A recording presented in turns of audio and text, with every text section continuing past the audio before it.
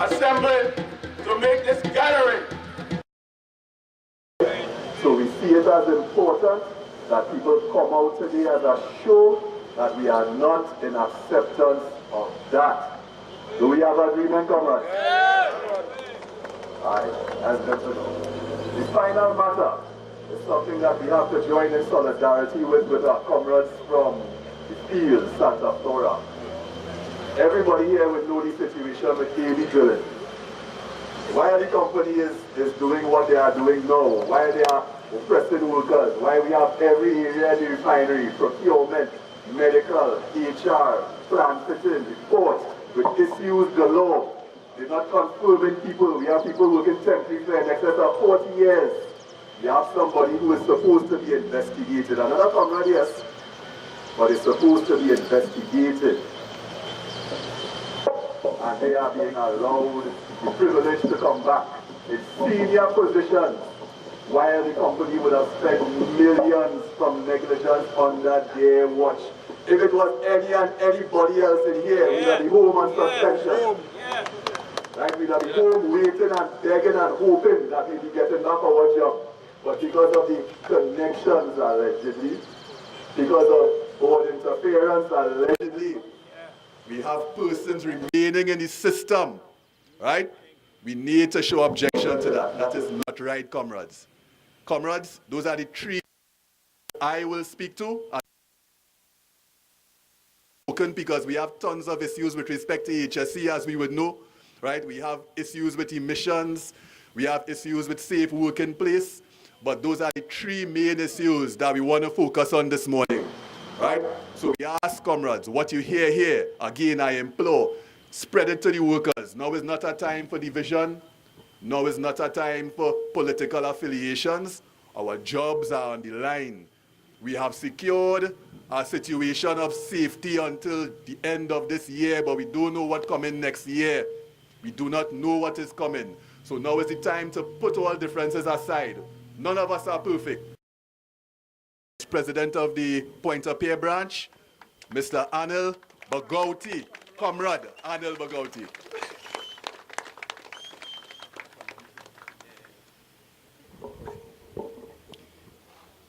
Pointe Pierre branch, good morning. Comrades, good morning.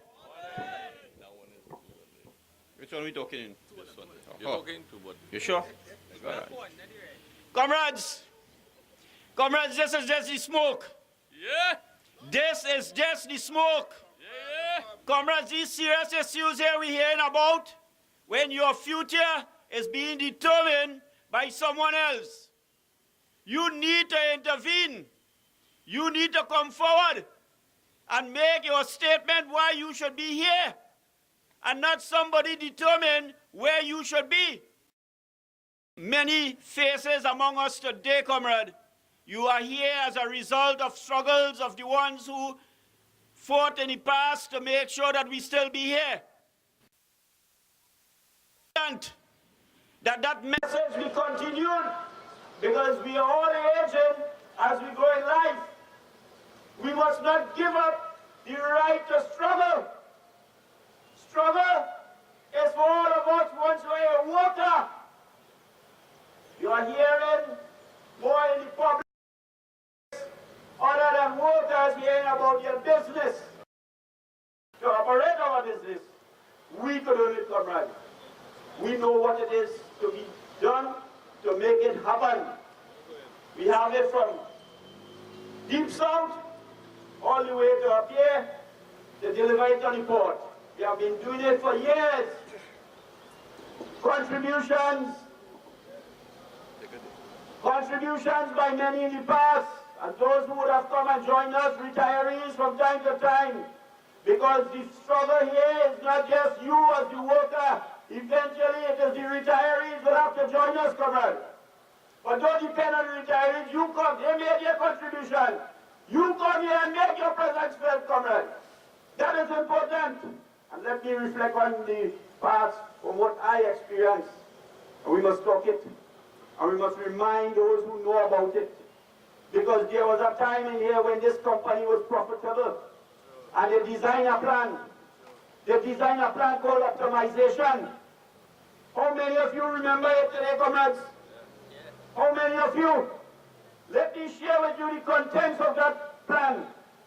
This workplace wasn't going to have the numbers standing here. The volumes, the numbers that you see running around the place, doing genuine work. Yes, I say genuine work, because there's the perception from time gone, time of memorial, to say that workers don't work, but we don't know how the hell the oil coming out of the ground, how it producing, how it boiling, and how it getting onto the ships. Like somebody pushing button right through. I ain't bringing no fake talk. I get serious. Because optimization, comrades, was going to remove your future for hope. For those who are here with us who wasn't here then, you will not be here today. I want to tell you that. And it is because of the fight of the Oilfield Workers Trade Union, continuing to understand the need to employ people, the need to have the economy cycle so that everybody could enjoy a good social package. Everyone could enjoy a living standard that we believe that we need to have in our country of Trinidad and Tobago. That is why we continue the struggle, comrades. Don't see yourself here representing somebody else. You see yourself here representing yourself and your family going forward. That is what is important. And it is important that you go back for the one who is not here and let them know that they have to be here. The next time the smoke gets a little bigger. So the fire coming.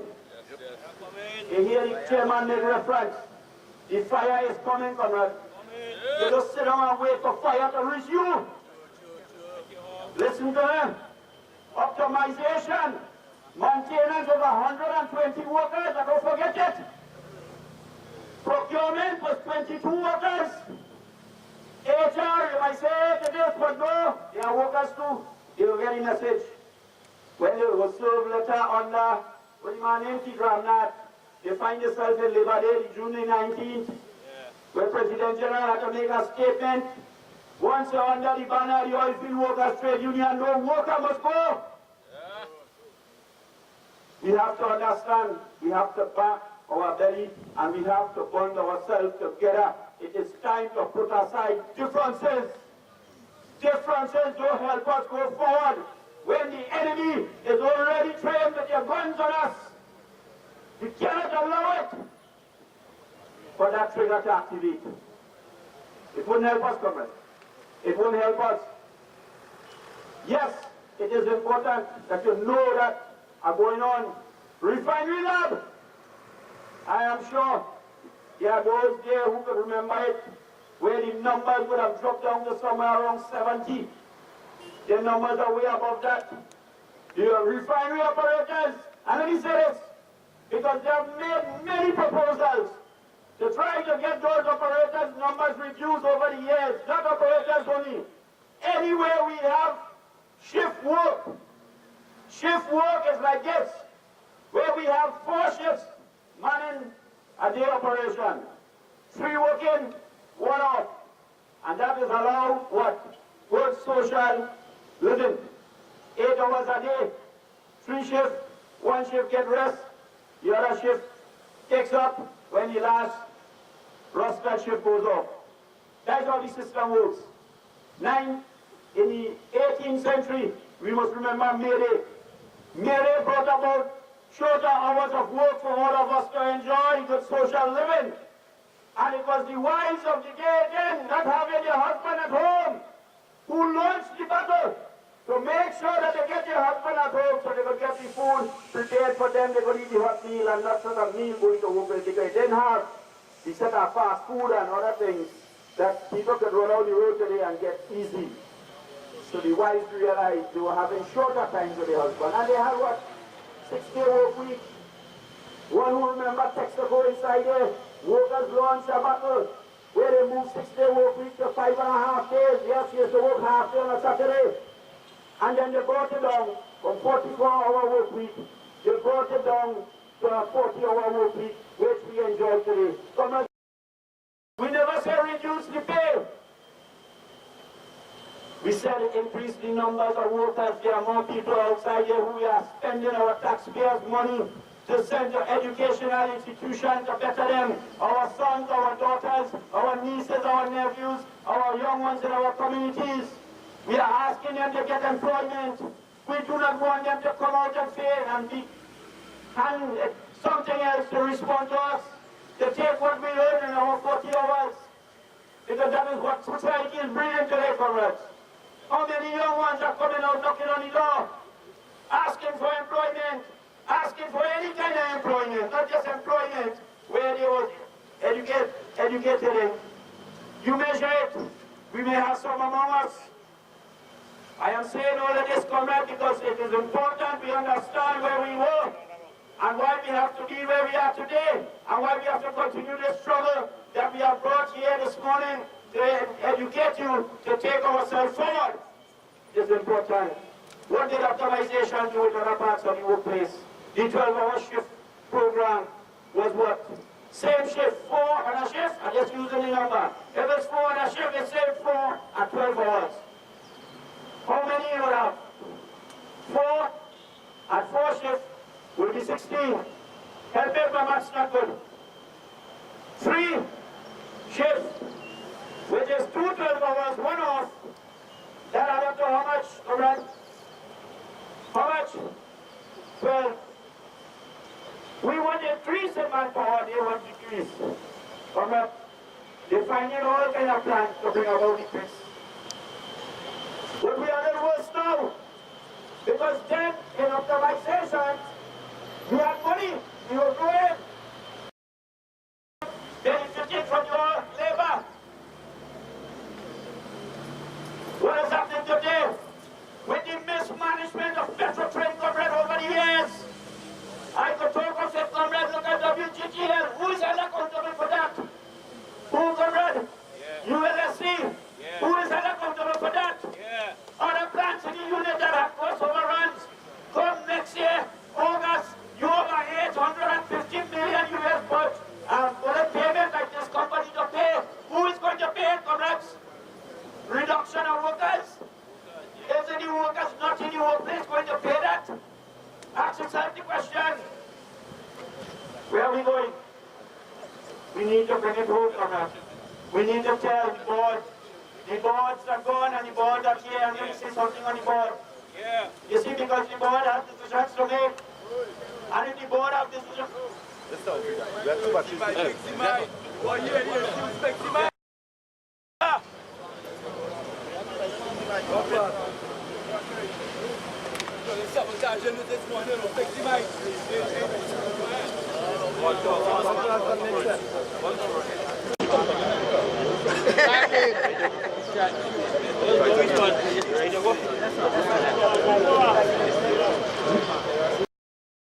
Comrades across the road, comrades in the car park, comrades all here and here, comrades. It's serious business. This is no joke. President don't sign away his papers. He move on. He will make an appearance to collect papers after end of February. Any decision handed down to him now, he could do anything and he already gone. Isn't that so, comrades? We going at 60. The ones who are temporary, we want you to be enjoying what permanent workers enjoy today. It makes no sense the union negotiating good packages for permanent employment employees and we have workers temporary in the system. So we want you to be on board.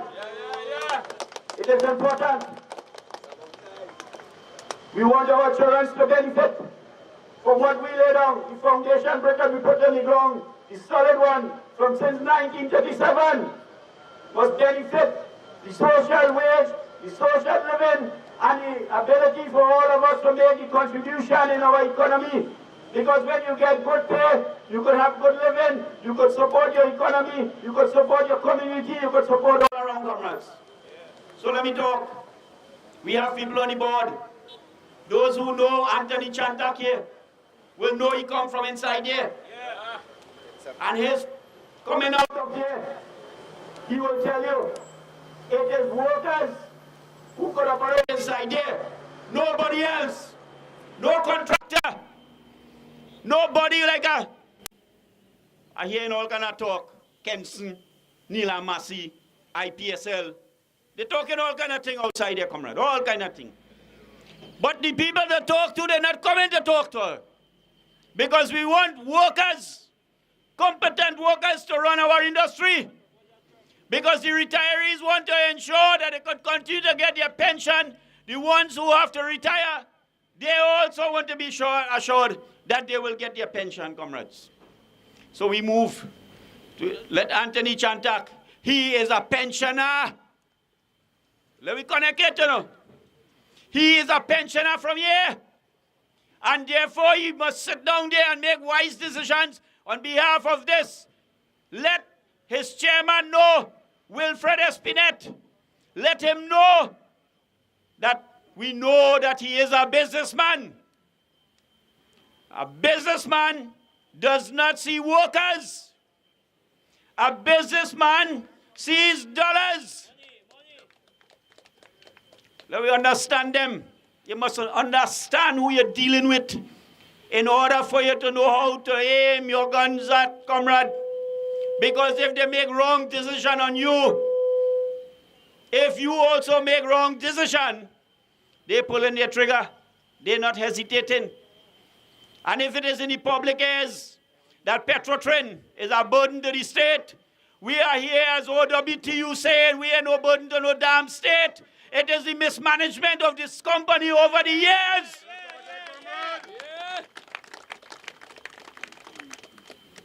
And we have to intervene. Because if you could not manage it, don't stay. We kept the ship afloat. We burn our bellies from optimization when we fought them off over the years. We benefited over the years and came up the ladder. We enhanced our packages.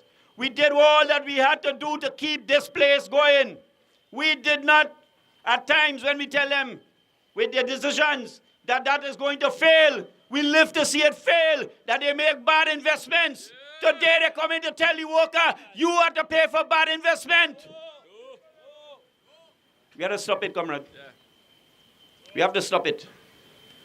Right across the board. It is not in Pointe only. Because the company is Petrotrin. The company are going to be Petrotrin 1, 2, or 3. It's going to be Petrotrin. So the fight here is not the fight only for Pointe. This is a collective fight. And we have to keep it going. And it is important that they have to come to the table and talk to the Oilfield Workers Trade Union. Any plan of action to take this company forward that is going to impact on workers, you must come to the table and talk to the workers' representative. We are not going to sit idly by as what you are doing with other institutions, with other workplace. Comrade NP used to operate in the bond here. How many of you know that NP is gone? Or go in shortly and they will be removed in its entirety. How many of you know that? Yeah. Right in your own house, comrade, they take out one of your room. Oh, sorry, they take out somebody from your room, the room there. Because they're going to relocate to Caroni. Our fight here is not our fight only, it is all together. Let us understand the worker in NP who is affected too is our fight. Let us understand all of that, comrade. And I'm going on because Mr. Wilfred Espinet, don't let good sense jump out of your head and feel that whatever position you have, you could bring it and just impart it onto workers with harsh measures. In these times where you say we are highly challenged, it is important that you come to the table and talk with our worker representative. Do not go away with that thinking. Mr. Chantak would have been removed from this workplace because he did not do what he was supposed to do. He did not engage the union in some of his decisions that he made. And he left before retirement. We don't want to be like that. You must not make that decisions. we don't make the mistakes of $850 million bullet come next year, and in 2022, $750 million. And these are US dollars we talking, comrade? This is US dollar, this is not TT dollars. And it's going to be harder if all the gurus, all the economic gurus who never want to come and put their foot down and stand up for workers, all who have this brain that tell them the value, make workers pay for what it is, whatever bad decision management do, they are coming at us. All those gurus, economic gurus you call them, they want to come out here with you. Listen to them. They're in the public, they're on every program, radio program, TV program, social network program. They have it. ITH today tell you communication today is the easiest thing. But they're also one of the most misleading things you're getting. Because there's a need to listen to the ones who represent you more than you should listen to some of them. Don't buy into the nonsense they're selling. Don't wait for the time to reach where you realize your only hope is the OWTU. Your first hope here in this workplace, comrade, is the Oilfield Workers Trade Union. It is important, comrade. Everybody talking about oilfield. I talk about oilfield too. I learn from the comrades and them, and let me share with you. We should have never had a AV drilling to be talking about a AV drilling today. Let me talk about it. You see, as I say, it is important for you to know where we came from. And it was decisions in the past that when the company was producing in the fields 5 barrels or less in each well, and they said it was non-economic to advance it, because the cost in those days, oil prices about $7, $8 a barrel, $4 a barrel. That's the reality. And they were saying in those days, comrade, that those wells was non-economic. And there were those who are willing to come together and take those wells, chirp, chirp. And they went ahead and they implemented what you call farm out and lease out. And farm out and lease out today, comrades, one must understand what it has been. It is like a sore that you got, a mosquito bite you got on your foot. You didn't take care of it. You're a diabetic. You scratch it. You continue to ill-treat it. And where it is today, it is to have something, and I ain't making no aspersion on nobody, because it have what? API, it have AV, it have who again? TN Ramnat, you have Trinity, you have a whole set of them. Farm out, lease out should not have been on us, comrade. Had we maintained what was expected of farm out, lease out, we would not be talking about that situation that is before this company today of our AV drilling. Yeah. We would not have been doing it. And the 80 million or whatever cost that is alleged, that others are saying that we have to pay, and we, comrades, is an investigative matter. I don't want to make no strong pronouncement on it. I am saying that we need to deal with what the company is doing with farm out, lease out, because they're willfully running down the wells in the fields to give the information that the wells are non-productive, and by the time the farm out, lease out takes the wells, what happens? It produces 50 barrel, 100 barrel. How come we couldn't do it, comrade? How come the workers in the fields couldn't do it? Some of you who came from the fields, you have the knowledge of it. How come it could not be done when you were there? All of a sudden, the farm out, lease out is the one who is taking it. Comrade, I will want to welcome our President General here this morning.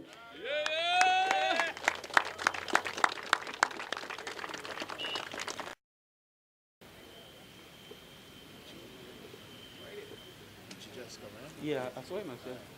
Yeah. And it is important, comrade, because you see, we must know those things, because those are the things that is impacting on us here today. Those are the decisions of the past that has have us standing here talking about it today, which we should be out there doing our work, making this company more viable. Who is standing up for us, comrade? Who is standing up in the boardrooms? Who is signing up in the parliament? Who is signing up in the public? Who is signing up with all the economic decisions that have to make? Who is signing up for the workers? Who it is, comrade? The one representative that have lived since 1937 to now, 80 years and going forward. Comrades, put your hands together.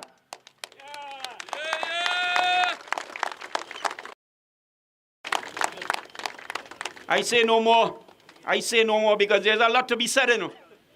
History is not just yesterday, you know. History was before many of us came here. Who is from 1937 here? Who? Nobody could connect with it. But let me tell you, it's those who taught us and have us here doing this work on your behalf that to carry it forward for the others to come to continue doing it. That is what is expected. This is not about a person. This is about an organization that stood on good grounds back then and up to now with leadership that I know that will only take us forward, comrades. I know of that. And we have to make it happen. But we all have to be together. We cannot do it in isolation. Nobody in 2001 when we had optimization, I can tell you, by the message was spread like wildfire. Whatever decision board have to make come early next year, they say, I hope they don't wait for fire to light to come. We say this is just the smoke. And let the smoke be the signal to them, not to we. So we have to make it happen, comrades. We have to let them know we're willing to come to work, to start work from 7 a.m. to 4 p.m. every single day, comrade, that the day requires us to come here, Monday to Friday. And shift workers, as their respective shift will call on them. We are committed to this place. But we will not be committed to decisions that is going to impact on us, to work against us. I am saying it here, comrade. We have to remain vigilant. We have to remain focused. And we have to remain with the vision that the oilfield workers put on the road for us since 1937. Don't walk away with anybody giving you no talk, no sweet talk. Sweet talk is sugar. And they say sugar ain't good.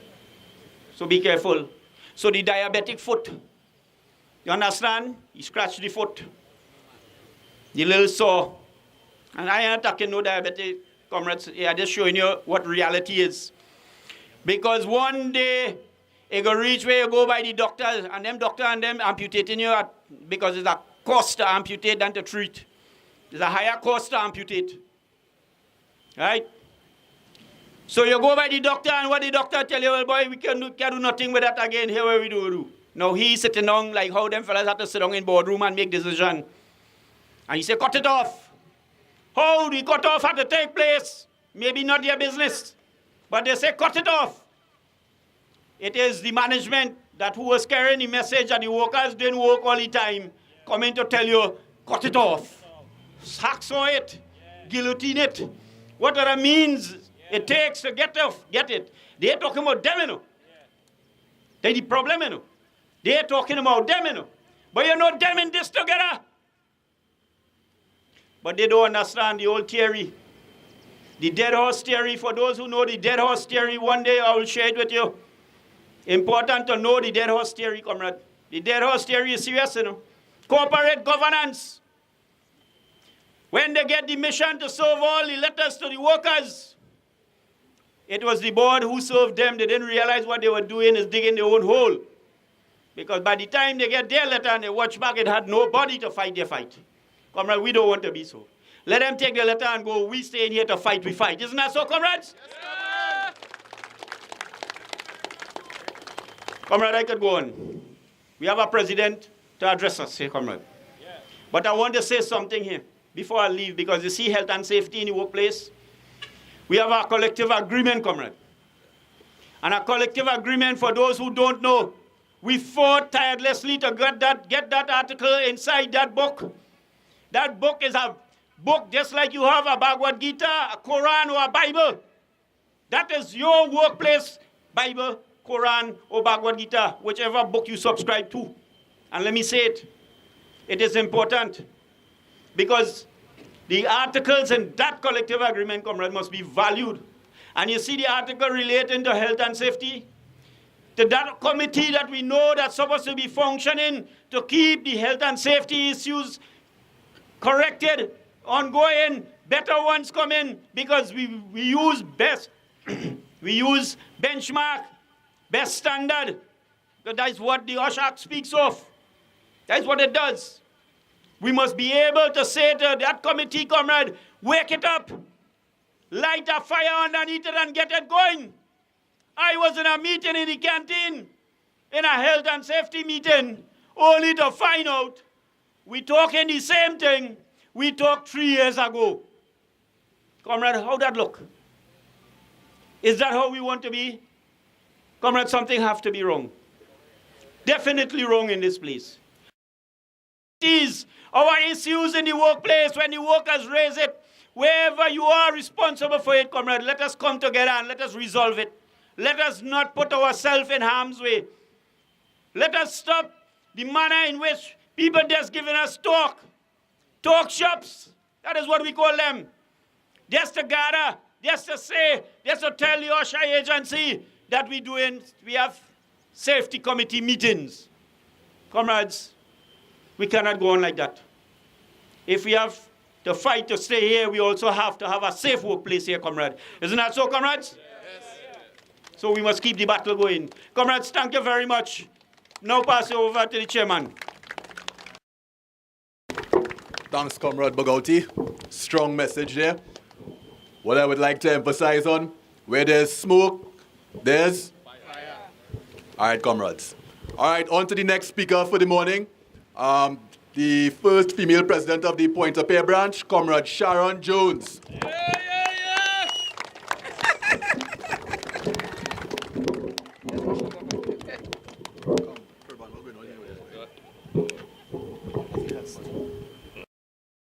Pleasant good morning. Comrades all, pleasant good morning. Comrades, a lot was said by the Vice President. I also would like to go further. I want to talk about the A&V, the oil fiasco. That oil fiasco, the union is saying, and the union is very disappointed in the way the board is handling that issue. They are moving on a very slow pace. That fake oil fiasco should have been investigated by our police. Yeah. That is not taking place. The workers have no right to really pay the price for that fake oil with that $80 million, as they mentioned in the newspaper. Why I'm saying that, comrade? Because the board is responsible for taking care of that. The board also is putting a hold on our progression, on our promotion, and today we are asking why. Yeah. Why that is happening. We have a lot of temporaries that is running Petrotrin. We need the vacancies to be filled. Yeah. When are they going to fill the vacancies? That is affecting our pension plan. We need the vacancies to be filled. We have temporaries here for how much years? And not even being put in a position that is vacant also for years. We are also put into the board, and the board is also responsible for every issue that we have in Petrotrin today. We are also saying that we need the vacancies to be filled. We need our promotional jobs to be promoted with people. We have comrades who acting for years and months past our collective agreement, and they are violating our collective agreement, which is so disrespectful. And the board have to pay the price for that. We also talking about, look at the condition of our medical facility. We have our retirees have to visit that hospital, and imagine we have retirees from way back when, that is some of them even getting less than the government pension, and they have to pay the $5,000 down. Where are we going with that? Where are we going with that today? Comrades, We need to get off of our laurels and face the action. Yeah. We're sitting down too quiet for too long. And the board have to see that we are dissatisfied. Yeah. They're talking about restructuring. We have to be prepared. We are an 80-year-old organization, militant revolution organization that's consistent. So we're not going to let that intimidate us. Yeah. We're going to do what we have to do and what we are accustomed to and what we know best to do. Comrades, I also want you all to know that we have a turnaround that's taking place.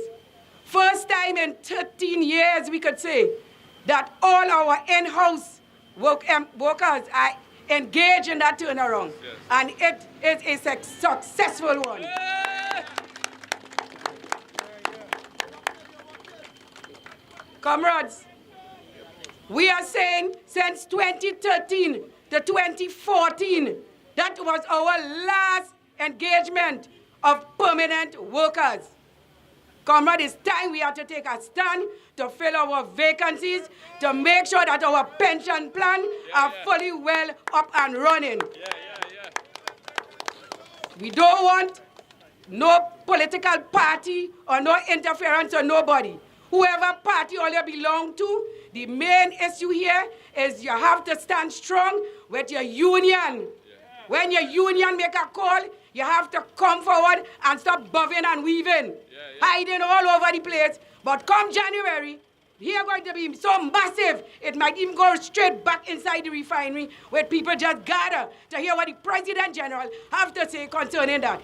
Whereas we as the executive officers of the branch are telling you all and to come Monday evening, to hear all our business and our way forward, how we strategizing our way forward to get the rid of these so-called board people that we have that are trying to suppress us into any way to force us out of our workplace. We see that it have contractor like Massey in and out, dipping all in office, begging for work. Comrades, we cannot stand here or sit in the workplace and allow any contractor to come and take away our job. We have to fight to the end for that. We're not going to tolerate that. We're not tolerating that, comrades. We have our families. They're talking about 65 years. I know not about 65 years because you have too much young people around who want for work today. We have to stay within our 60 years. You'd have a lot of blood, tears, and sweat went through that to reach to the 60 years. And as the union, we will always say, forward ever, backward never. We don't ever go back to no 65 years. We have to get rid of that. So we want the board to know, and we want the board also to give us answers on every issue that we raise here this morning. We want the board to hear us. That's the reason why we make the emphasis in reiterating everything that the chairman have said, our chairperson had said, our vice president of the branch has said. We mean serious business. We're not sitting down here and let no contractor, I will emphasize on that, take away we work, because they're bringing them here, training them with some person who come from Houston to do the fabricating what we don't, fractionating what we don't want that to happen. Anytime they start that, comrade, it's because they're grooming them to come and take your work. Yes. Right? And we must say as a branch, we went forward and we had our in-house people had that turnaround in a turnaround way. It really turned around. Comrade here today, I would not want to say much because I want to have the most respect for our President General, who will also emphasize on all what I have just said. So, Comrade Chair, thanks, Comrade.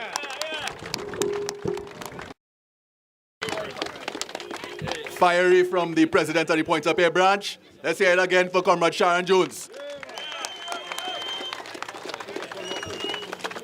All right, comrades. All right, good. So we want to welcome to the floor a person under pressure, a person with a lot on his shoulders at this moment. Comrades, I want you all to be aware of the statements that he would have made recently in the press. I know he will speak to it today. I want you all to welcome him with a resounding round of applause, Comrade President General Ansel Roger.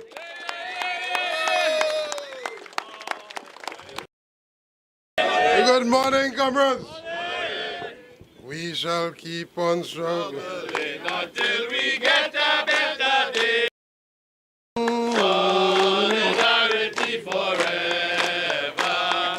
Solidarity forever. Our union makes us strong. We will keep on struggling until we get a better day. We will keep on struggling until we get a better day. We will keep on struggling until we get a better day. Our union makes us strong. Everybody sing. Solidarity forever. Solidarity forever. Solidarity forever. Our union makes us strong. We will keep on struggling until we get a better day. We will keep on struggling until we get a better day. We will keep on struggling until we get a better day. Our union makes us strong. Everybody sing. Solidarity forever. Solidarity forever. Makes us strong. Our union. Our union makes us strong.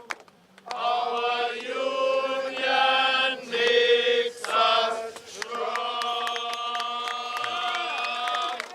That's exactly the point. That's exactly the point. Comrades, once again, good morning. It is always good to meet with workers when workers themselves have taken a decision that enough is enough and that they are going to do whatever is necessary to protect their own interests. I want to start there this morning because absolutely nobody in the management, past or present, nobody in the government, past or present, nobody in the opposition, past or present, will secure your interests as you're supposed to secure your own interests. So let nobody tell you what to do and how to do it in defense of your own interests. And of course, they must not tell you when you must struggle or when you must not struggle, or that this is not the time to struggle. This is exactly the time to struggle. In fact, we have already crossed the mark where we should have been struggling. And so the fact that we were not struggling, they made many encroaches. They moved from outside the boundary, moved the boundary line, moved inside the boundary, and I'm talking about in your rights and benefits and collective agreement and the way in which this place should be managed. And right now, they are set to take over everything if we allow that to happen. But you see, as we say, after God, there's our peaceful country here. We have hope. We have hope. But to activate that hope, comrades, all of us must understand in the first instance, and I listened to the President speaking, that when we call, and that call will be regular, and that call will be massive, but that when we call, every individual worker interested in his interest or her interest must answer that call. It cannot be that somebody somewhere believes that somebody in the management or even on the board will protect you. There's absolutely no safe haven. I come here this morning to tell you that there's a plan to go through this company and reduce even further the reduced workforce that we have. And imagine, I listen, and I'm not unfamiliar with that information, because not too long ago we were making some progress, albeit but minimal, but we were making some progress to fill all the vacancies and so on. Identify where those vacancies are throughout the company, and that in each area, we recognize that if we did not fill those vacancies by the year 2018, and you know, that discussion started a couple of years ago. 2018 is upon us, and 2018, if we did not fill those vacancies, you would have over some 800 plus vacancies in the company. And in a situation where the vast amount of workers are temporary workers, so you have temporary workers, contract workers, contractors, what is a temporary company or what? We cannot afford to run this place like that. And when you examine what had happened from then to now, every single management that comes, every single board of directors that comes, and every single president that comes, of course supported by the aligned ministers, all of them have failed. They have failed to recognize what is required for a successful national oil company in the interest of all of the people of Trinidad and Tobago. And everybody today, even as Petrotrin is on its deathbed, everybody wants to take a bite out of Petrotrin. Everybody wants to take something out of Petrotrin. You ever see that? It's as though they want to feed on the carcass of this damn place. And so, everybody wants to watch the mouth on Petrotrin. But everybody must know that everybody else in the management and the government and the board have failed. But were it not for the workers, you working steadfastly over the years, there would have been no Petrotrin. Petrotrin is about the workers. And if you will not deliver him, if you will not come into work and doing what is necessary, there are no Petrotrin. Indeed, if you did not have the Oilfields Workers Trade Union backing back the contractors to the extent that we did, today you would have had a contractor company, everybody just contract up and down in the middle throughout the company's operation. The country cannot afford that. They cannot. Say that again. A lot of people believe party in power, and let us not ourselves get tied up in that. A lot of people believe that because their party is in power, we must not protest. Because their party is in power, and the party say they must cut the staff in Petrotrin, we could send half of the Petrotrin workers home. In fact, you just hear them talking the nonsense. They could close down Petrotrin and save the pay that they have to pay some 5,000 workers. And that is the mindset they project outside there, that you are earning big money and that you are not contributing. In fact, we heard not too long ago where the Minister of Energy himself, and you know, when I say lying minister, or say that slowly, I'm not talking untruth, you know, lying minister. We saw where the Minister of Energy himself said a carpenter in Petrotrin is earning $100,000 a month. Now you tell me that act of irresponsibility on the part of the minister, who, on the first instant, that is not true, and secondly, setting the Petrotrin workers up for the kill in a situation where they cannot protect anybody. So the carpenter or the Petrotrin worker, because they start by saying, if the carpenter working for that, you could imagine what them other fellas working for. And them fellas are them happy in Petrotrin, and they're only working for a set of big money. And so you're setting us up.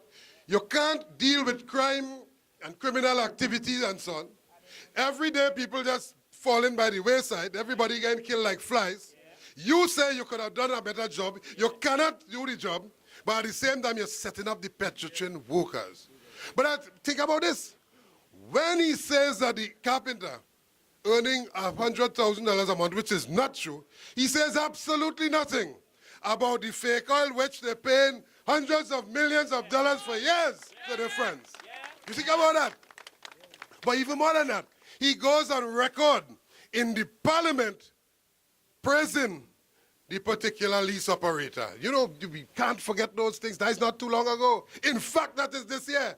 Praising the lease operator, saying that the lease operator is best thing since sliced bread, and that is the way to go. and positioning the company to give out even more acreages to the particular lease operator.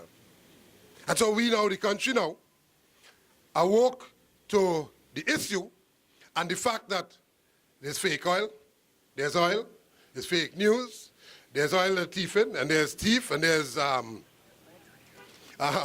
lease operator, and there are more people lining up to thief.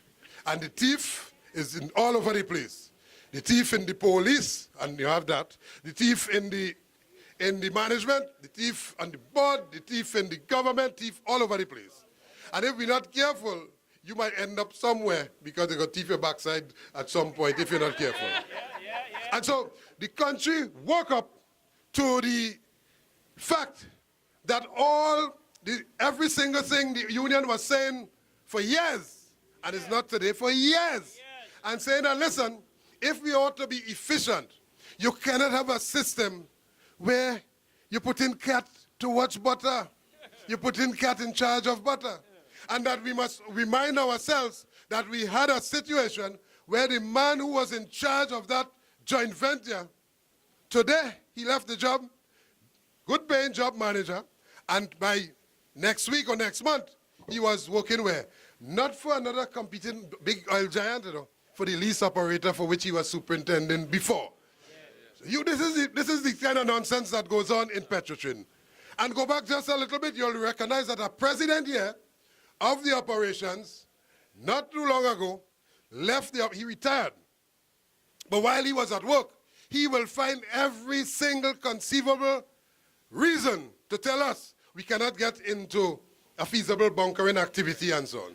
So they will cut it down, they will push all kinds of arguments, they will use the power they have in the management to contract out and to give our feedstock, fuel oil, to their friends in preparation for something. And that something was in preparation for feathering his nest after retirement. Him too would have left, and then you see him, he end up in a lease up bunkering company here that has a lot of, that receives a lot of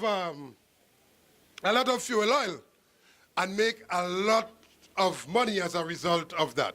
And all of the studies that we would have done, because we would have done our research individually, call them to the table, point them to the fact that this is a money spinner, and that if you have something that you throw away and somebody wants it more than you, something had to be good with that, and that we can enhance Petrotrin's revenue by increasing the bunkering activity and so on, because we have the expertise. We alone produce the damn feedstock for that, and that we can make the money and cut out all of the middlemen and so on. Yeah. And that, not for hell, they wouldn't go in that direction. Fast forward to sometime recently, they had no choice. They say, yes, we go in that direction. Now I'm hearing now, they want some next study again. The strategy of them always is to put everything in a study and study and study while the company continue to go down.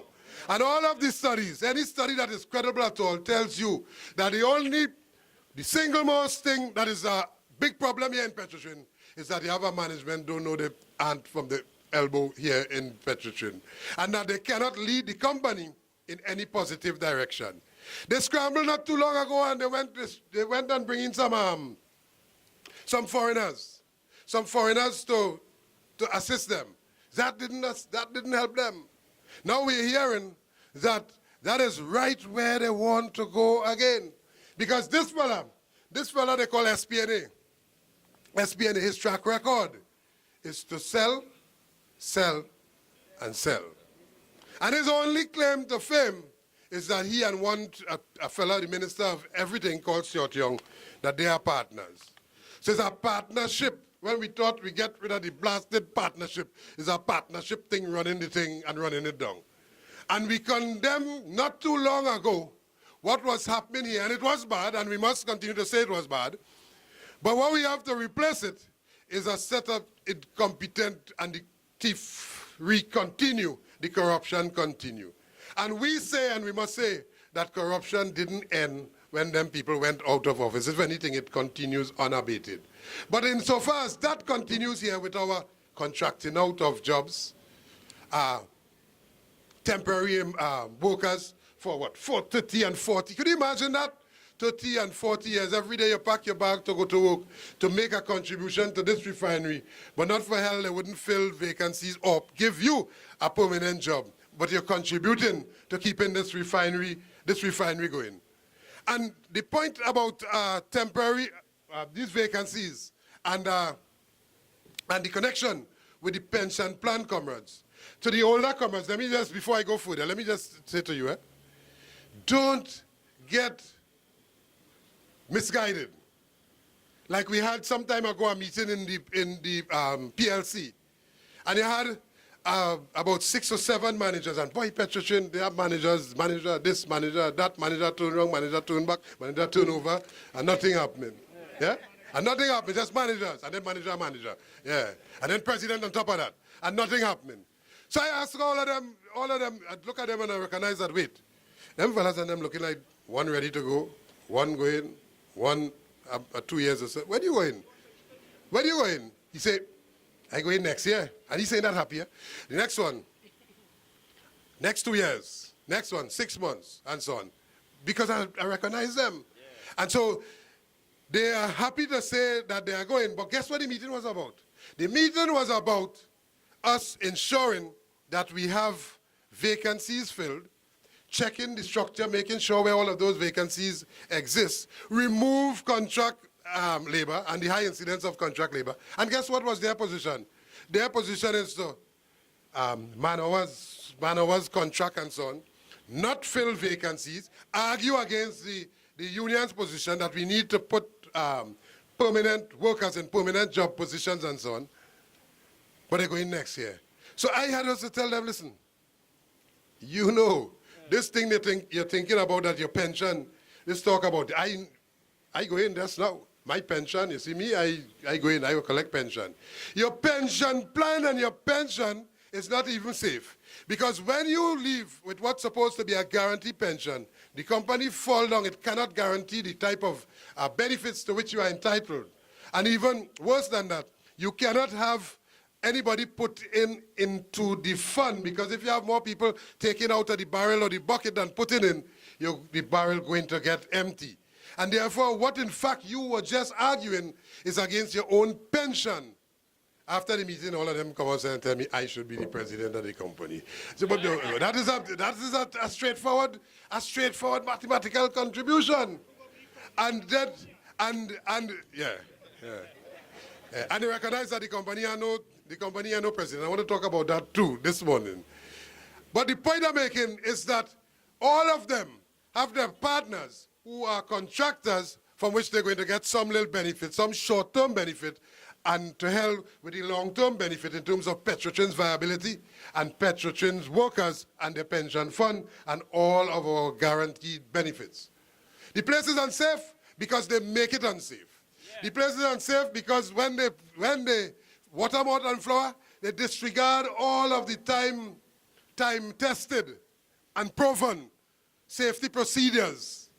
And what they do, they encourage some of us to be unsafe by encouraging us some little acting or some little promise of promotion, which wouldn't come in any case, but that they have you trying to marshal your comrades into things that are unsafe.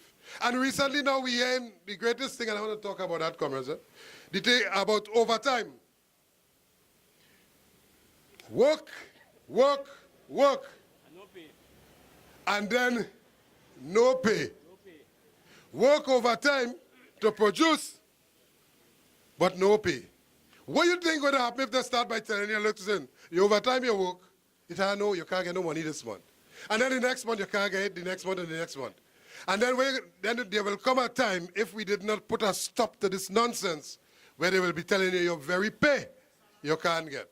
And that time coming, comrades. Yeah. And that time will come even faster if we didn't take the type of action that is necessary to stop them in their tracks.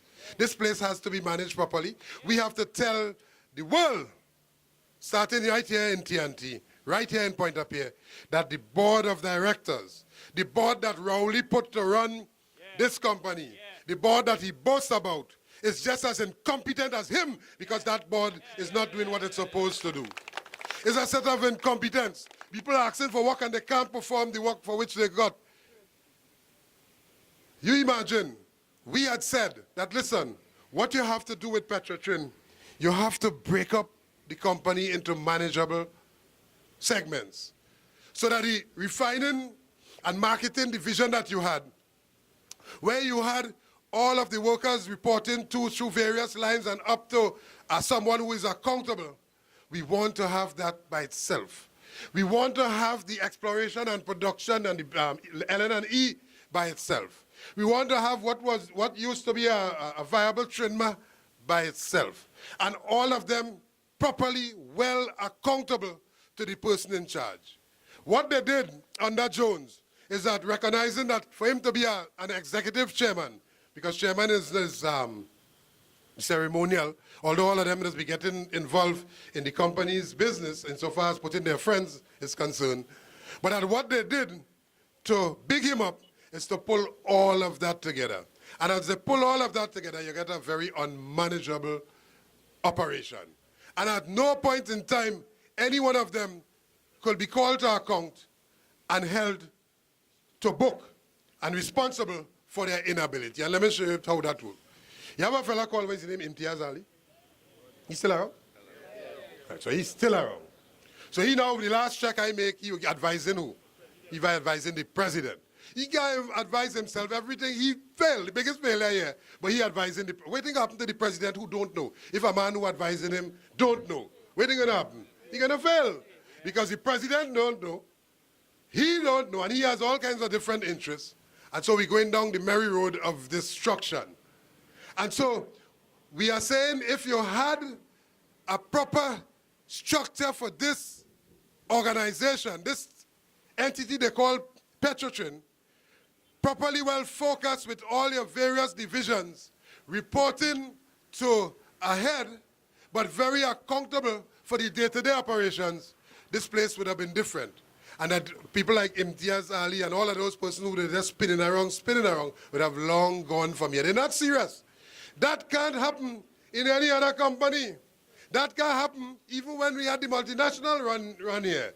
Because you have every day to ask, why it is the plant, why it is the turnaround has not been completed?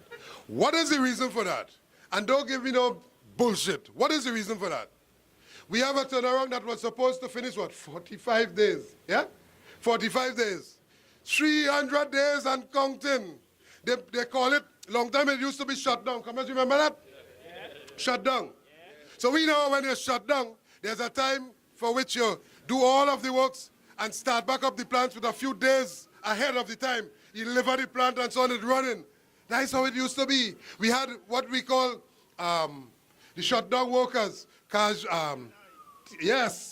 TNI workers, who would come in and who were very experienced, so that they're making no joke with that. Everybody meeting their timelines because they are familiar with the job. Yeah.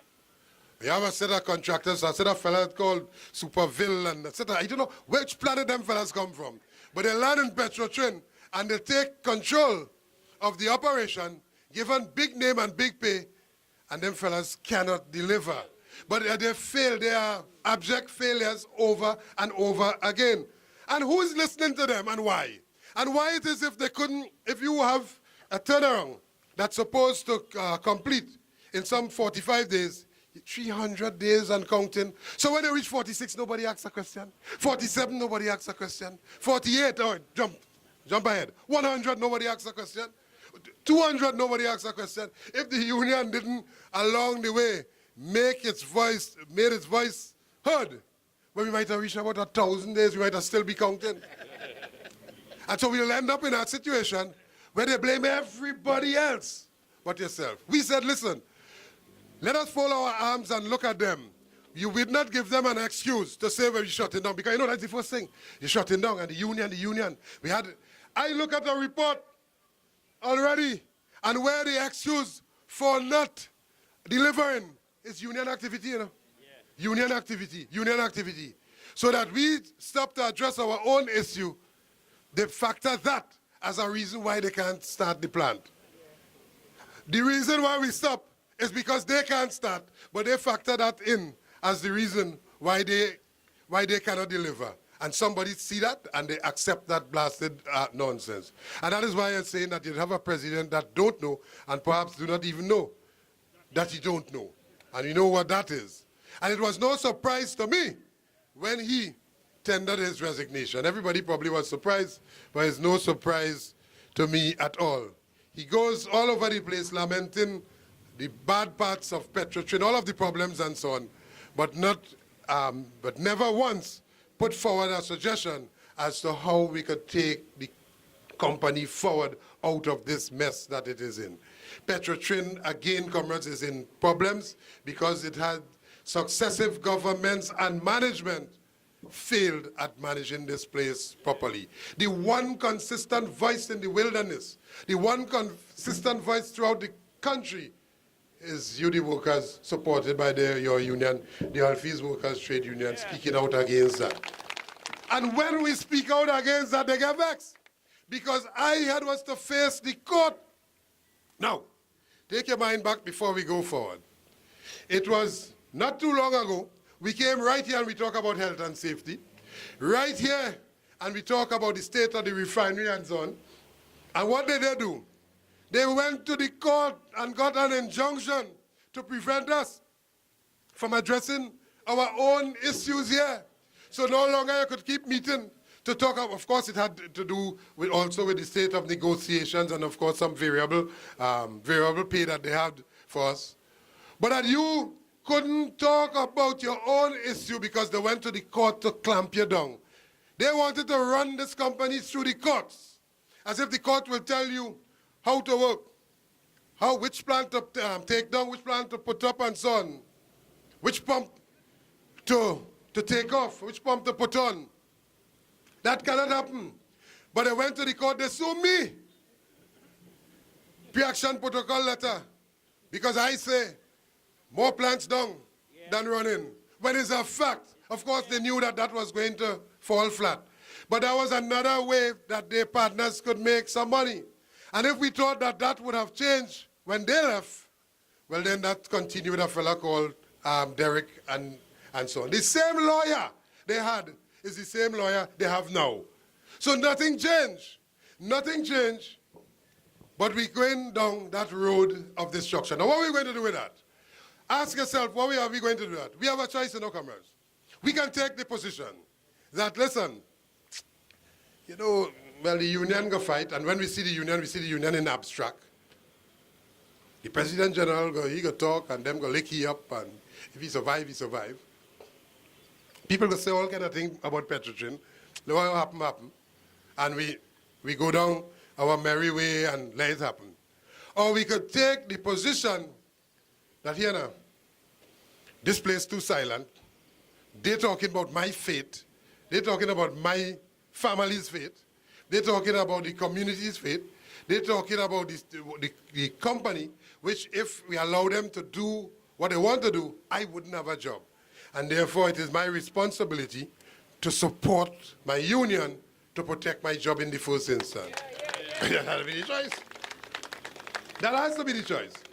You can have a choice in everything, you know, comrades. The only thing you don't have a choice in is two things. To burn or to die. And once somebody exercises that choice for you to burn, bet your bottom dollar you're going to die. So you have nothing to do with both of those things. All of us here, we didn't decide that we would come here. But while we are here, we must make a difference with the God-given assets that was handed to us. And therefore, how we live between birth and death is important. And therefore, if our forefathers would have fought for, and the point cannot be made enough, and sometimes we take a lot of things for granted. The very overtime that is paid and premium rate, we take that even for granted. Because there was a time when where workers would have had to work for straight time as overtime. There was a time when workers would have to work overtime with no pay, like that coming back just now. Yeah. So if we're not careful, those benefits will go away. And so you have to take the point. You have to take the firm position that wherever a union call, we have to go. We had some activities coming. We had some activities recently.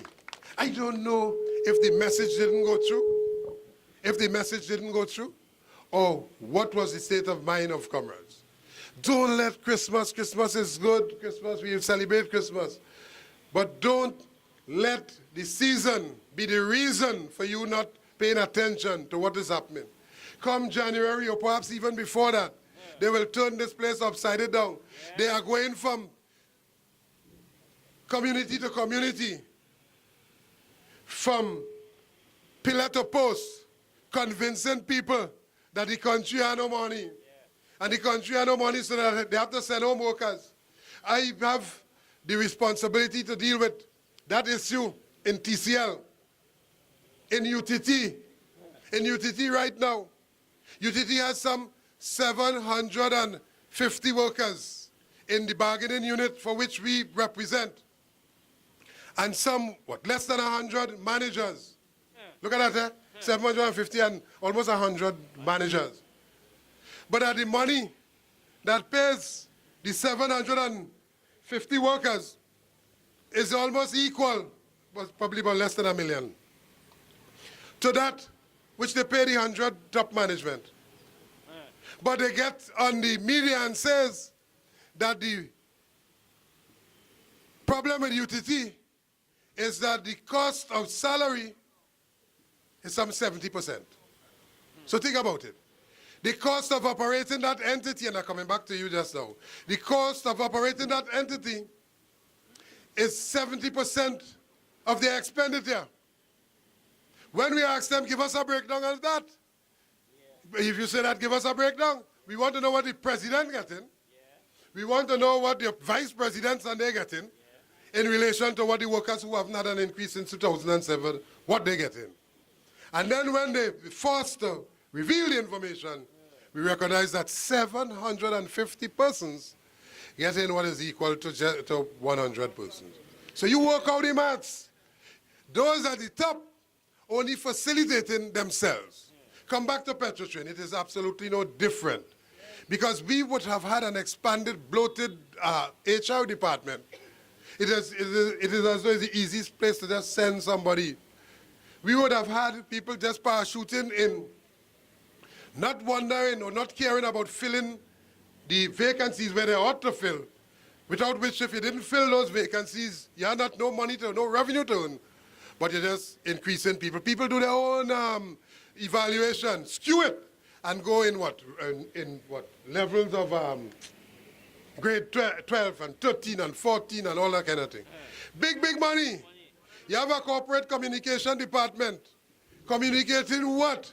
With a manager that does absolutely nothing about anything, but communicating that Petrotrain anything is the union, and is the union, and is the union. Well, we're taking that blame. We have always taken that blame. So when we go where we're supposed to go, not too long from now, they will be speaking the truth when they say it's the union that reach. And that is how that has to be. We can no longer sit back, comrades, and allow the comrades, you see how comrades came out here today? Right, we want even more of that.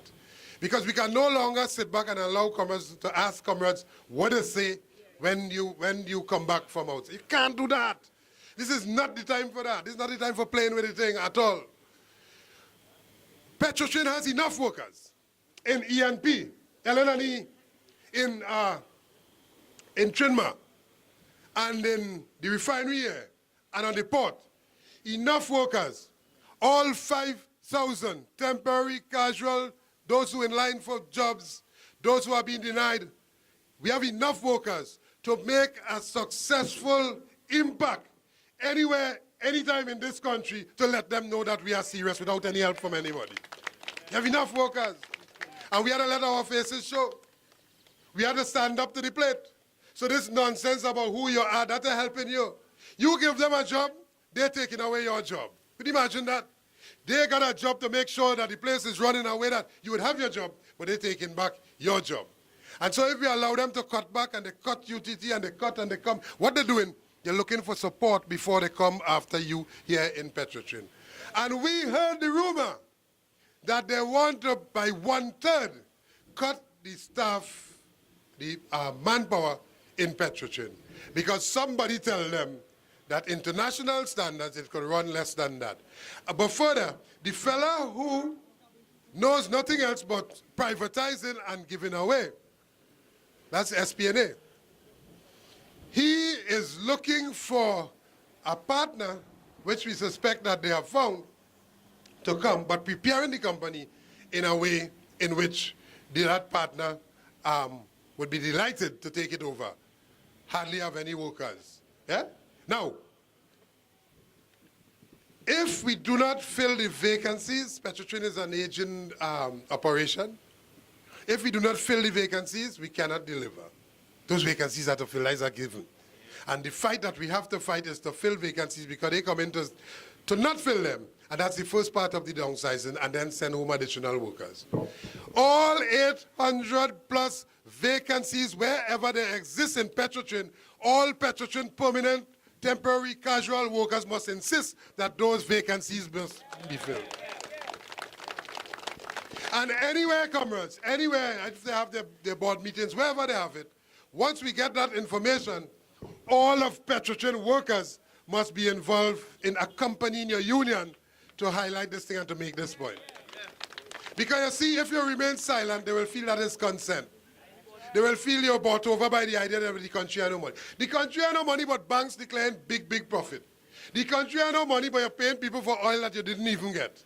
The country has no money, but your contracts given out over and over and over. And what is this thing about all the senior people who work in overtime with workers? What is this nonsense about, what do you call them? Call the name and I will call it, what do you call them? SMS, yeah? And what? Call it, who again? Where you ever hear that? Superintendent.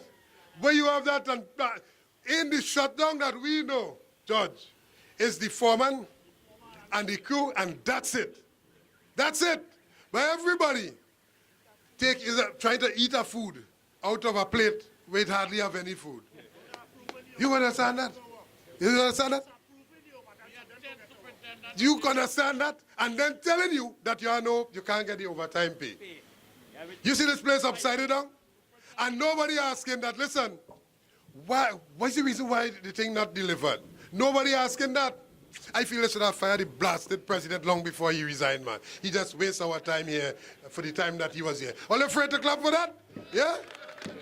Because if salt, he would have get rid of some of them backside long time. No shit hung like Superville could have given excuse after excuse after excuse. And he certainly would not have had this fella, Imtiaz Ali, advising him.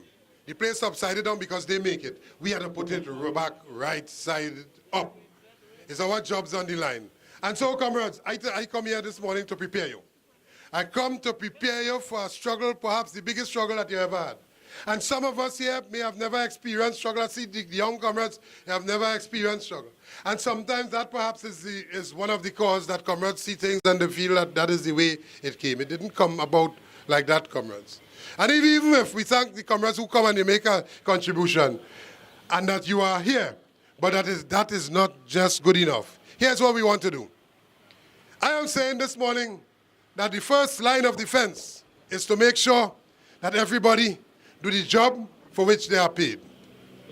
As the President General of this union, I must tell you that, and especially in a meeting like this, that the job, if you are, whatever your discipline, do the job for which you are paid. Make sure that you come to work on time, because what they will do, they will say nothing, but over a period of time, the records is what is going to kill you. And they will produce that record at the critical moment when we're making the other point in terms of saving the jobs. If there's ever a time we have to make sure that we perform 8 hours, that time is now. If there's ever a time we ensure that we come on time and leave on time, that time is now. If there's ever a time that we protect our jobs by performance, that time is now. But having done all of that, we will have all of the moral and other authority to fight vigorously and shake the blasted place down to ensure that you have job security going forward. And if we have to turn Trinidad and Tobago upside down for them to understand the contribution that oil workers make to this economy, we have to do that. And let nobody tell you or diminish the contribution that you are making as an oil worker. This country cannot run if it is not powered. And it is powered because you have workers in the various divisions of the company producing, and at the end of the day producing a product upon which everybody depends. You know, if we didn't put our foot down and take action earlier this year, you know what will be happening to you now? You think about it. Mankind say all kind of things. They bad talk you left, right, and center because you say everybody getting increase and you not getting increase. You said, and you were correct, that the increase that they're giving, they take your money and paying for that. In fact, they didn't have no money. They said they have to borrow money. And they borrowed money, the loan for which, that loan, you had to pay it back. But you mustn't go. We have to be some mama's most stupid children. Because we paying for those who get, and they're telling you that they have nothing for you. There's something wrong with that. And if we didn't put our feet down earlier this year, you would have been faced with a situation now where it's even less, much less than what you have. But you stood up. You stood up in defense of your right. You stood up and you ensured that, listen, the threat was real, and we would have shut down the place and everybody would have understood then how important your function was. So they have to at least find some kind of adjustment for you in the interim. And so they cough up out of nowhere. Where they couldn't, out of the thin air, they cough up an adjustment on your wages and so on. Of course, we know where the rest of that went. In the court, we are now awaiting judgment on that. But while all of those things, comrades, happen, the one thing I want you to understand is that that would not have been successful if everybody didn't get involved. Now the bigger fight is here. The bigger fight is on hand. And for that to be successful, everybody have to be involved.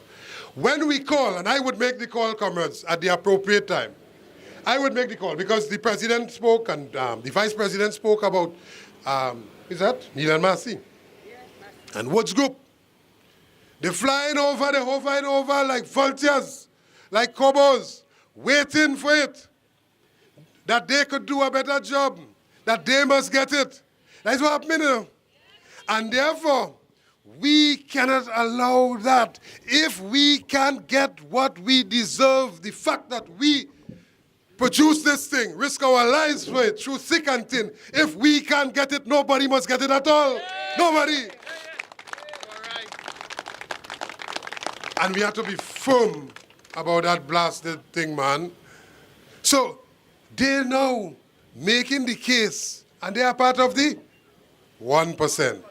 They are part of those people in the government and Prime Minister and Minister of Finance listening to. Yeah? The 1%.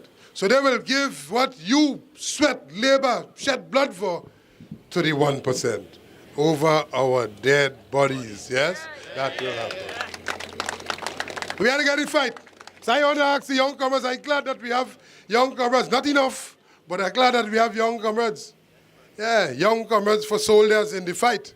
And when we pull, and it will be soon, I will, through the branch comrades, you're going to get the call. And I want to get every single, the pump department, yeah. You're young long time. The pump department must be empty. The refinery must be empty. Yeah? The medical department, and let me talk about the medical. It is the worst. It is the worst we have ever seen with that hospital.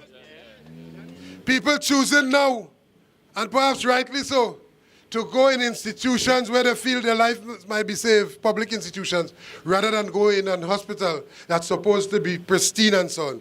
It is a burning shame the way in which they run in that hospital. They run down that hospital like a parlor. Yeah? Do you imagine that? So you working hard. Don't get in no accident, you know. You working hard, don't get sick, you know. Because if you get sick and they rush you there, they condemn you to death. It's a death sentence. A death sentence. So you better, what they need to do is to get rid of Jackson and that set of jokers and so on. A set of old talk. Who finishing the job that Coombe started to finish the damn place. It is a burning shame that after some 55 years of independence, 55 plus years of independence, we still cannot run our own facility. It is a burning shame after we got rid of Texaco, we still can't run our own facilities properly. And it is a shame when we compare what we know, how that place used to be run by Texaco, to how they're running it now. It's a burning shame. People used to be dying to go in that hospital back then. But now when you go there, you're going to dead. Yeah? Back then. Because that was the pristine institution in South. In the country, Augustus Long. But all of that time, you put it in their hands, Augustus Long come Augustus short. Short. Can't deliver. The building itself is depressing. Depressing. Where the nursing station, they put in some bucket to collect. Could you imagine that? Collect water. So what do you expect of the type of service that would come from that institution? We have to take it away from, I don't know, and I can't say whether or not he's a good doctor. I could say that, but I'll say it somewhere else, if he's a good doctor or not. But what I'm sure about, he's a blasted poor manager, that Jackson fella. Yeah. And we must take it away from him, take it away from them, and run that separately. Petrotrin must run that separately and have it with its own board of directors, professionals and so on, being able to deliver the type of quality medical care and attention to all of its workers and dependents and so on. That is what has to happen. And so that we can save all of the money that you're spending in all of those private nursing homes, if you pump that money into the Augustus Long Hospital and make that hospital supreme. And what is this nonsense thing about retirees have to pay money? Retirees who themselves would have contributed long and hard to the upliftment of Petrotrin here. If you have a Petrotrin, it's because of those retirees. And forcing them to pay. But you know, we heard recently where they have their own people getting particular services and so on there without even paying. The type of corruption. But they want to choke the retirees for the retirees to make them pay. And if they pay, you're going to put them out. And we had a march up on the backside, and it's a long time we are marching, no comments. A long time we are march.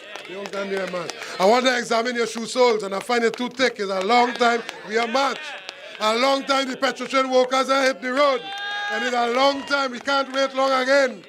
The time has come for us to empty the refinery and full that place there. Empty the refinery and full that place there. Empty the refinery and full Port of Spain. Let them know oil workers come to town to protect Trinidad and Tobago by protecting our national oil company. And of course our jobs. The time has come, comrades. And so, do your work so you will have the authority to protect that work. SPNA sell all his shares in TCL to CEMEX. And the latest there is that CEMEX now downsizing and offering VSEP and so on. The same SPNA now, he's the chairman. What do you think will happen? He have more workers than TCL.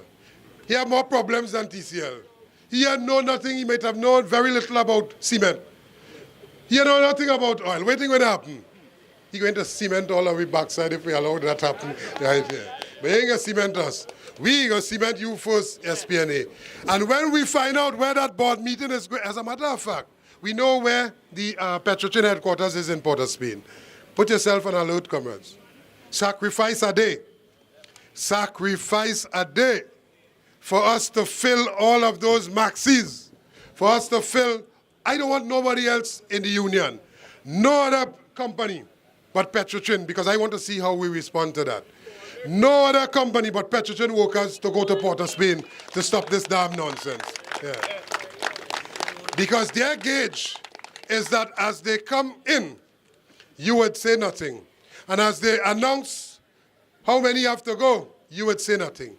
And let me just take you back to the UTT. In the UTT situation, we say, listen, how much people do you want to send home? We pressed them for that over and over. They said approximately, what, about 200 plus.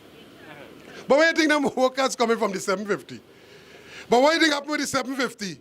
They do not want to say who are the workers and what are the positions. Because what they are doing, they're telling the workers, you don't worry, don't worry the union, you not going. We say put the names of all who you want to send home and let us see. Because we will be telling the workers, the same workers who hiding and don't want to come out, believing that they're safe, we will be showing the workers that your name on the list. And if your name not on the list, in this first wave, your name's certainly going to be on the second and the third wave. Because there's a feeling in this country that they must bring revenue in line with expenditure. And that to do that, they must send home workers. So, workers in the public service, workers in state enterprises, workers in statutory bodies, setting the tone for private enterprises and private entity, everybody, the thing shrinking. If you don't have workers to spend in the local economy, what will happen to the local economy? If you don't have a Petrotrin, which is a prime earner of the scarce foreign exchange, what will happen to foreign exchange? And those who depend on foreign exchange, and they cry out in the media, the 1%, every day, for foreign exchange to import goods, mark it up and sell you back those goods. They depend on that foreign exchange coming from who giving them that you. And when you ask for justice and fair treatment and equity and a safe workplace, they vex with you. You just think about that. You providing, you want at the very least to be treated with respect, to have a safe workplace, safe work environment, and to get a fair shake of the pie. But when you demand what is yours, for which you produce a product that earns foreign exchange, they don't earn no foreign exchange, they use it up. They don't earn foreign exchange. The 1% don't earn foreign exchange, they soak it up. But they vex with you. And they're all over the place. No, man, this thing had to stop. This thing had to. And the only thing that could happen, comrades, is the pushback. We have to use all of the avenues. All of us, sometimes we are guilty of standing up like we're watching the gladiators in a ring. So you're watching the union officer and the president general and the union fighting. And they watch, oh, shucks, boy. You gotta blow down, nearly kill him, boy. Oh, shucks, boy. You watching that? Because you watching like they're gladiators, they're fighting, but you watching, you entertain. Pass a drink there. Pass some popcorn. And you watching the fight take place. Ah, shucks, he hit a good blow, boy. You understand him? Shadow boxing. Whop! Hey, boy, that's not we could head, boy. The fight is not the president general. The fight is yours. Every blasted one of us had to get down in the arena and fight, man. Yeah, all of us have to be gladiator. And on social media, when they're talking the nonsense, there's enough of us to push back. How could they be talking about Petrotrin workers and Petrotrin workers seeing that? And some of us clicking on like. Who is that? That you're liking that? They're bad talking to you. They're taking away your future. The construct is to get the minds of the public against you. But you're not doing anything, and all of you on social media. Something got to be wrong with that. It's your duty to push back at all given points and places where it is necessary, man. Tell them where to get off. And if every one of us, the 5,000 plus of us, just take that position for one day, this whole place will turn around, man. Yeah. Them bad talking you too much money, they should send you home. You watching that, you reading that, and you ain't saying anything. No, that had to change. And we must be prepared, and this is the ultimate here, comrades. We must be prepared. We must be prepared to deal with those in charge. You see the fella who say SPNA could do a good job? SPNA, up to now we meet with the union. Up to now we haven't discussed the plan that they agree should be implemented to break up Petrotrin. He's somewhere in a place looking for people to come and buy out this place. The fella who sent him to do the job, we have to deal with that fella, and sometimes we don't make the connection. We don't make the connection.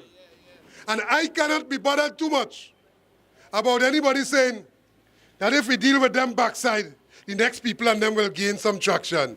It's like saying, listen, you're getting licks. You're getting licks from your opponent. But if you only hit back, somebody else go benefit. I don't care nothing about that, and I care about the work that I have to do with respect to your terms and conditions, job security and all of that. Let them deal with that. And we have to be prepared to tell him and the band of misfits incompetent PNM government that they have failed to deliver to the people, and that failure is affecting the Petrotrin workers and the Petrotrin operation.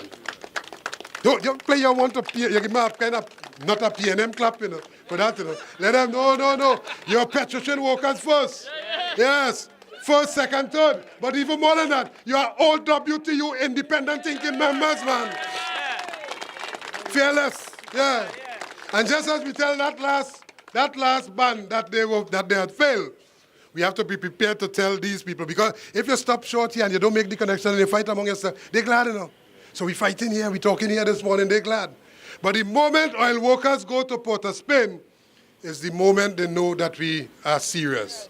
So comrades, let me tell you, gird your armor, get ready, start it before the year finish.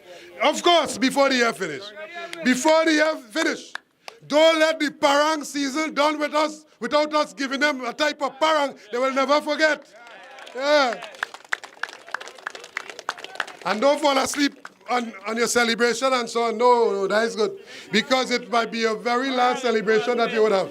Yeah, don't fight. Yeah, don't frighten, comrade. You're going to get. And I'm going to check. Pierre, before you go. When are you going? Now you're going next year, yeah. And I'm going to check to see how serious we are. They're going to check to see how serious we are. Because it is not just us.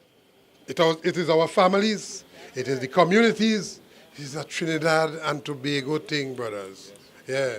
Don't run soft at a time when you're supposed to be up and hard and running, man. Don't run soft. This is not a time for that. This is not a time to back. This is not a time to backslide. This is not a time to hide. This is not a time to make excuse and so on. This is not that time. This is our time to let them know that you come to deal with them in ways in which they probably forget, or they think that you wouldn't deal with them. You think you're bought over with the idea the country had no money. You listened to the Attorney General sometime last week or week before. I must talk about this because that sets the tone for what we are experiencing. The man who is in charge of ensuring that the law is observed tells some workers who raise an issue, a health and safety issue, with respect to some air conditioning and some other HSE issues, they stop work.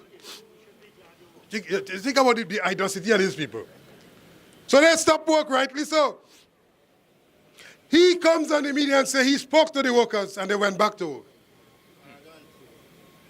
Not correcting the situation, you know. They're going back to work. But here's the crunch. But that day, he told the workers that they are privileged to have a job to be working. You imagine that? They are privileged to be working, so therefore they should work in an unsafe condition. They're privileged to be working under incompetent PNM government, so they shouldn't protest. So you now should give up all your rights because you have a job, you're privileged.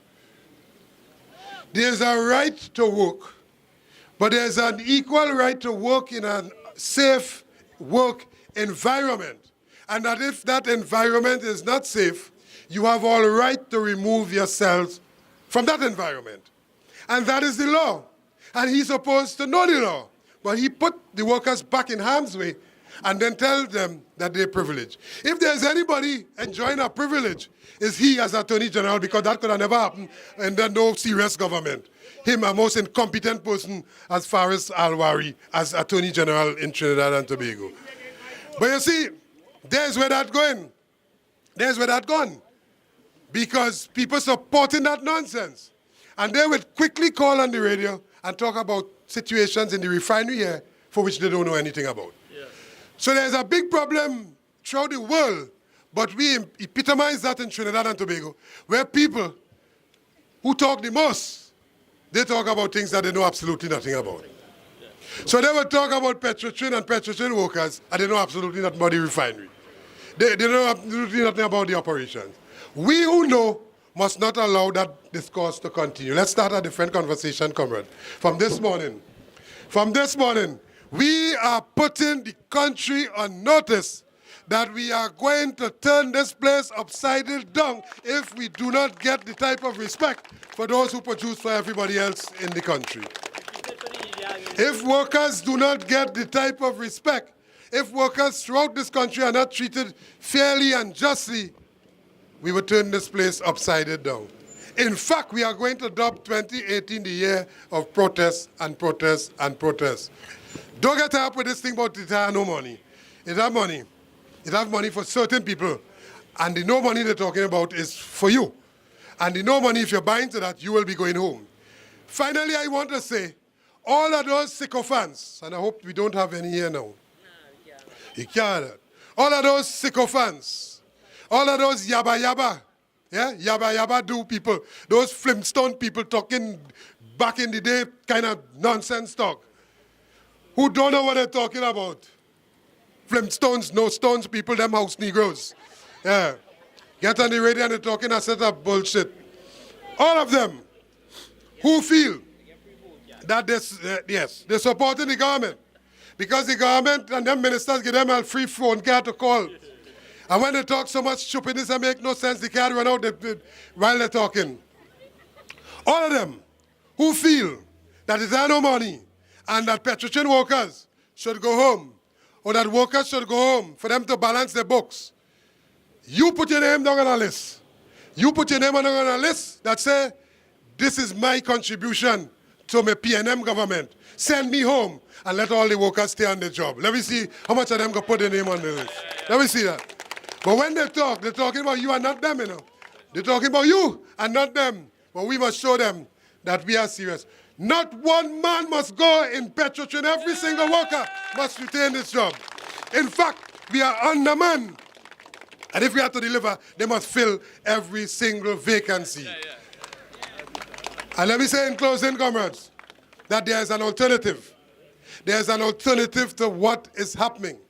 Very often we say, listen, we hear the union saying this. We hear the union saying that they're criticizing, but there is no alternative, and that the government don't have any choice, and that we buy into that, the foolishness, that we should have more from less. Nonsense like that. This dotish talk of the Prime Minister, Rowley, that you should have more from less. We should get more from less. What we should get is more respect. What we should get is more equity. More vacancies filled in this damn place. That is what we should get. Yeah? And less corruption. Less corruption with their friends and so on. That is the less we should get. But very often we fall for that nonsense talk and say that the union has no alternative. We provided, comrades. We provided, not just us, but that we sat down and we worked for months with professionals, with professors and so on in the university, and we produce an alternative to what is happening. None of the countries, absolutely no country that came out of a situation for which we are also challenged with today, applied the theory, applied the methodology that is being applied by this dotish called Imbut and Rowley and his band of Misfit. Nobody, no country ever benefited by implementing austerity measures. None. What they did, they grew themselves out of the crisis rather than cut themselves deeper into the crisis, which is what is happening. So all we are seeing here is cut, cut, cut. And we would have produced, and we want you to make yourselves familiar with that, we would have produced for the government and presented to the Minister of Finance, the National Tripartite Advisory Council, NTAC, the National Economic Advisory Board, and to the Prime Minister of the government, Labour's economic alternative plan, which plan would see workers saving their jobs, which plan would activate rather than shut down the economy. And so we have to start by saying that there is an alternative. There is an alternative to austerity measures by sending workers home. Austerity measures are prescriptions of the IMF, which IMF conditionalities are being implemented in Trinidad and Tobago, which IMF conditionalities demand that if Petrotrin can't run its own affairs, get somebody from outside. And that is the support that they are getting to bring some partner or to take over Petrotrin. But while they tell you that they are not going there, they are in the middle of IMF conditionalities. There is an alternative, and familiarize yourself through a process of education that we will have to have workers know the main points about labor economic alternative plan. Stand firm, comrades. Keep your shoulders high. Be proud to be an oil worker. Be proud to be a petrochem worker. Be more proud to be an Oilfields workers trade union member. This 8-year-old organization has never failed you. It will never fail you in the future, but it needs your support to go forward ever into the future as we deal with all of them one by one, all by all, to make Trinidad and Tobago, to make this company a better place for all. Thank you very much, comrades. Stand by for the call. Stand by for the call. I want every single by name. I'm going to give the branch the responsibility to provide the names of everybody in pump department, everybody in the machine shop, everybody in the welding shop where the comrades, and let me join the president by congratulating those comrades who would have done a good job to take back the work that we're supposed to have in the first place that they wanted to give away to contractors. We want to fill all of those vacancies. And if we want to fill all of those vacancies to protect those who are here and those who are supposed to get those jobs, those comrades ought to be with us in the fight. So I don't just want to see who we have here. We want to see more comrades, more and more comrades. All right? So today is what? Today is what is it today? The 14th. Yeah, we have about, 16 more days to go? 16 more days, something like that. 16 more days to go. Before the end of the year. Yeah? Before the end of the year, every petrochem worker will be summoned to a meeting in our nation's capital, Port-au-Spain. Thank you very much, comrades. Yeah, let me sing a song. And I want everybody to we shall overcome. We shall overcome today, for deep in my heart, I know that. I do believe we shall overcome someday. Someday, any day now. We shall overcome. Any day now. We shall overcome. Any day now. We shall overcome someday. For Deep in my heart, I know that I do believe we shall overcome someday. We shall. Overcome. We shall overcome. We shall overcome someday.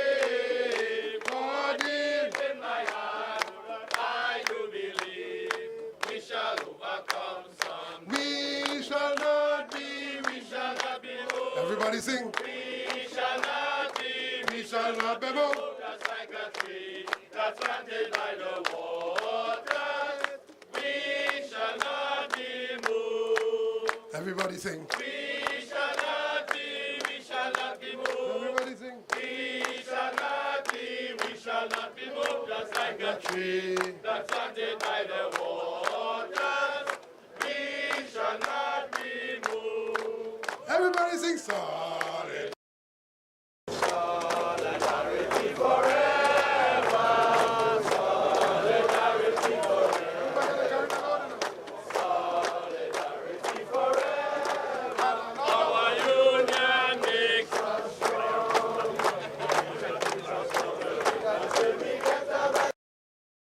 Our union makes us strong. Our union makes us strong.